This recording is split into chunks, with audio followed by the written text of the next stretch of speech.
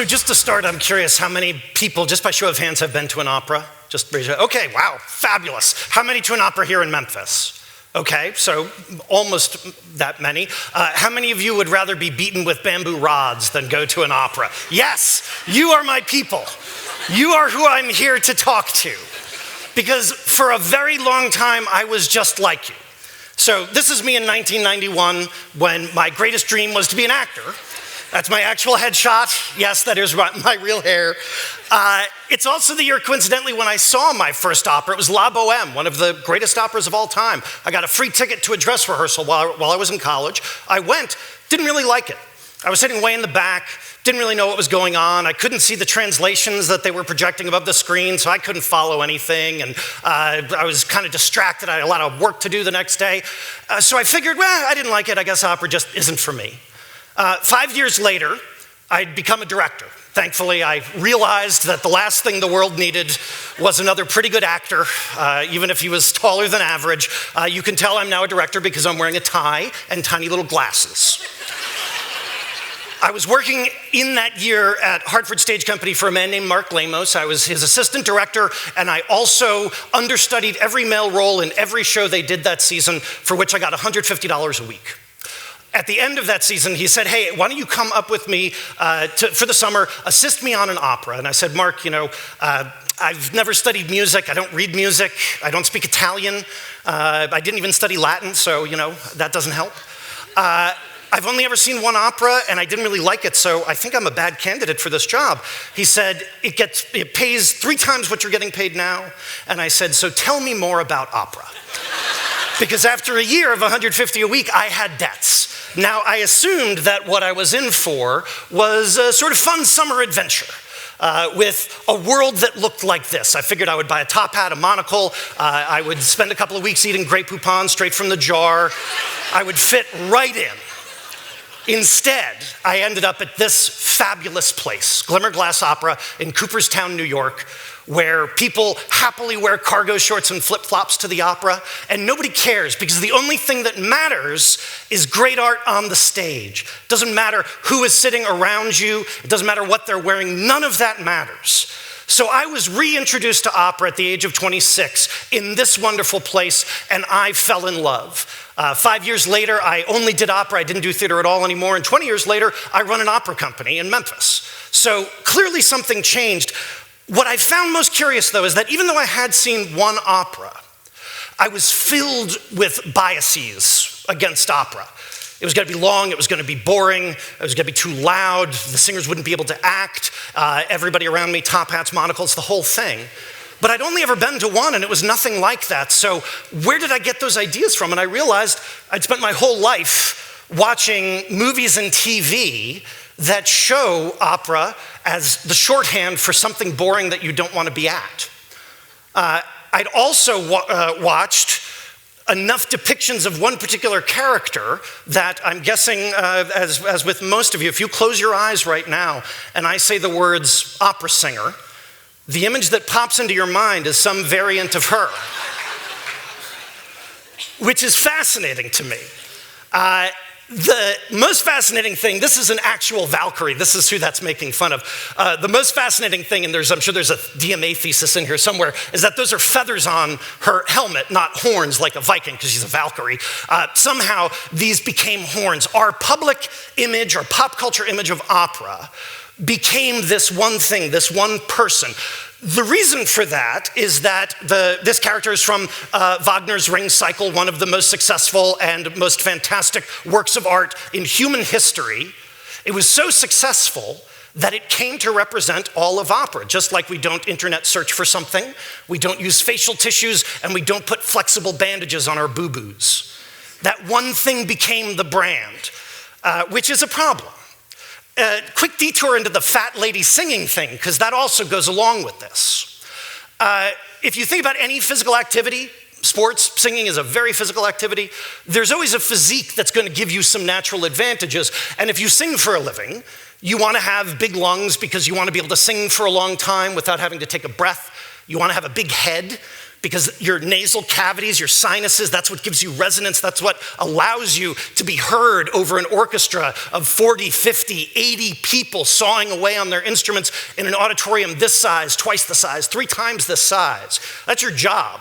Those things help. Now, you don't need to have those things, but if you do have those things, you have a natural advantage, but you're probably a larger person than average. So that little guy could definitely have a career in the NBA, but he will never have the same natural advantage as the guy standing next to him.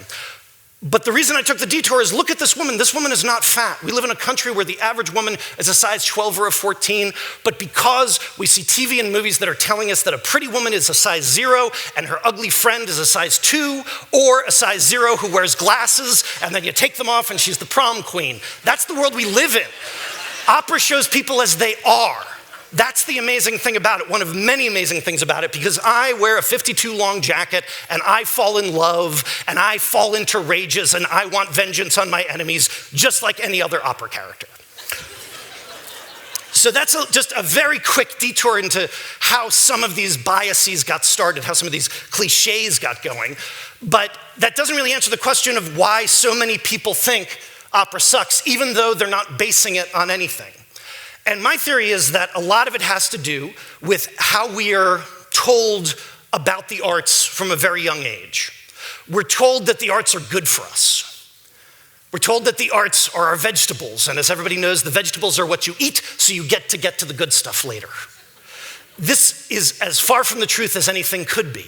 None of the arts are your vegetables. Opera certainly is not your vegetables. Opera is a fantastic bacon cheeseburger that when you bite into it, it's an intense sensual experience and the juices are dripping down and staining your shirt, and you do not care because that's how good a burger it is. That is the opera that I fell in love with 20 years ago. That's the opera that most people don't know even exists. Speaking of not knowing it exists, a lot of people say, well, what is opera? What's the actual definition? Opera is just a story told with words and music working together. Opera singers live in a world where instead of talking to communicate, they sing. You'll say, that sounds a lot like musical theater. You're exactly right. What's the difference? There is none. Anybody who tells you there is wrong, and I'm happy to do another TED Talk next year about that because that's how long it would take to get into it. So that's what opera is, but opera is also more than that. When I was in college, I was told that television is about character. We come back week after week to see these people that we've fallen in love with. Movies are about plot. We want to see what's going to happen next in this 2-minute story that we're watching. And theater is about ideas. It's where we come together to wrestle with the big questions of our day. If all those are true, then it would be easy to say that opera is about emotion. However, it's about more than that, because really it's about empathy. Somebody else used that word just a couple of talks ago. Adding music to words allows those words to circumvent our biases, to circumvent our logic. It goes straight to the gut. It goes straight to the heart. We don't think about it. What we do instead is feel what the person singing is feeling. No matter when that person was born or what country they live in or when their story is set, we feel as a community what they are feeling. So opera exists at this intersection of music, words, and awesome. Michael, if you could join us on stage. Just to demonstrate what music does to words, I have in my hand the Wikipedia definition of a yo-yo. A yo-yo is a toy which in its simplest form is an object consisting of an axle connected to 2 discs. Michael, a little Puccini if you please.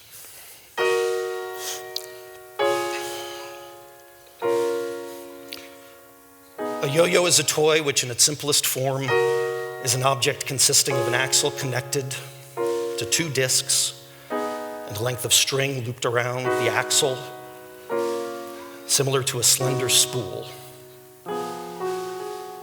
It's a very sad yo-yo. So how about some anger? Opera does anger really well. This is the Queen of the Night's Vengeance aria.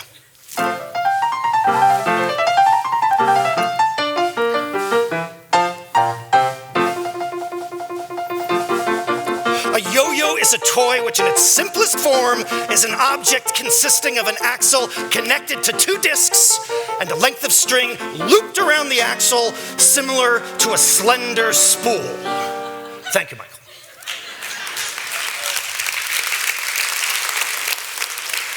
So did I put some spin on those words? Absolutely. But the spin and the context all came from the music. So to give you an example of what we actually do, the tiniest slice of what we actually do, I've invited some of the singers we have working on 30 Days of Opera this year to come and help. Chelsea here is going to be singing a little tiny slice, a few lines of Pamina's aria from the Magic Flute.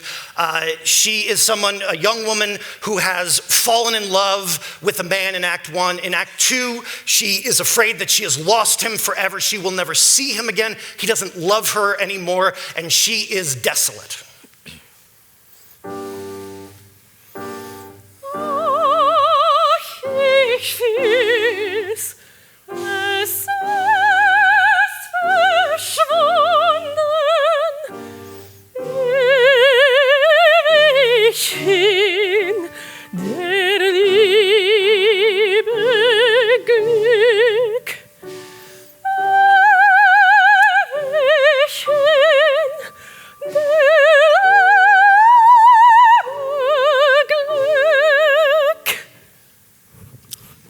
It goes on like that.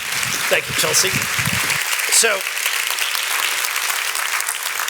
the fact that she is a princess, the daughter of the Queen of the Night, and the guy who rescued her is a fairy tale prince, that doesn't matter.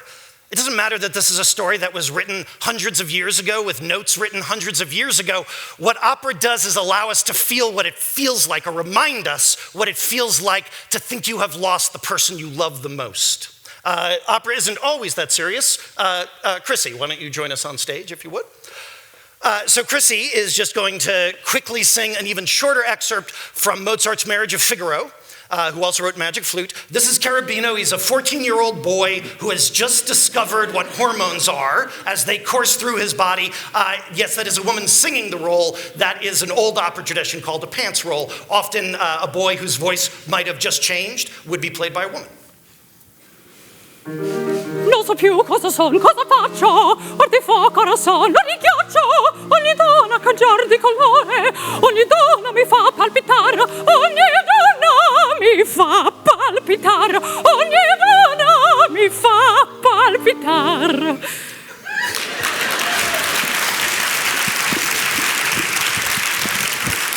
So again, opera is able to capture what it feels like to have that blood racing through your body when you see a woman. Not even a pretty woman, any woman, because you're 14.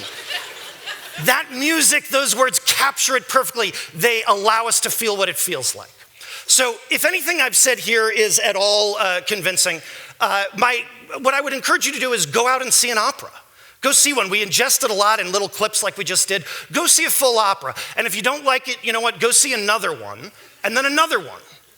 Go see 3, because nobody goes to see a movie and they don't like the very first movie they ever see and says, you know what? Movies just aren't for me. Yeah.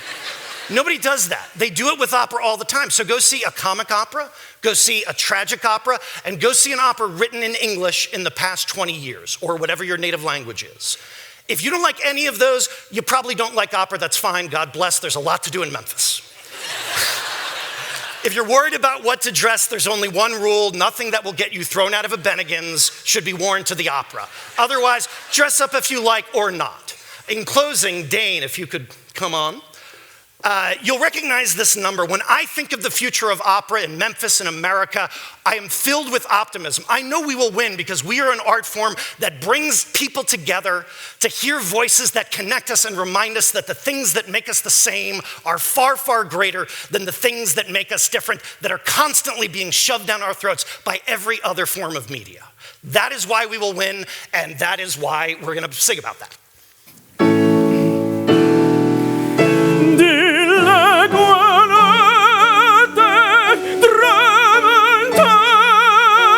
Stelle, tramontate stelle, all'alba